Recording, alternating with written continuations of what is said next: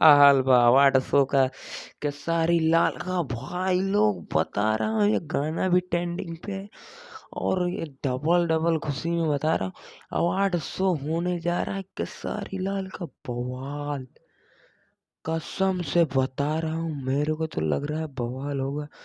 और ये देखिए अंजना सिंह को और खेसारी लाल परफॉर्मेंस कर रहे हैं। कसम से बता रहा हूँ बवाल क्या वीडियो है।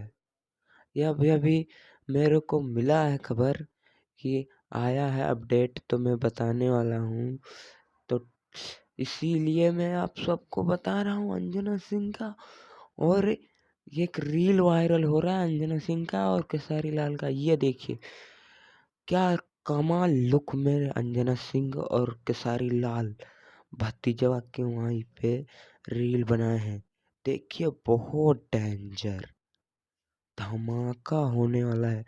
कसम से बता रहा हूँ अरे बवाल।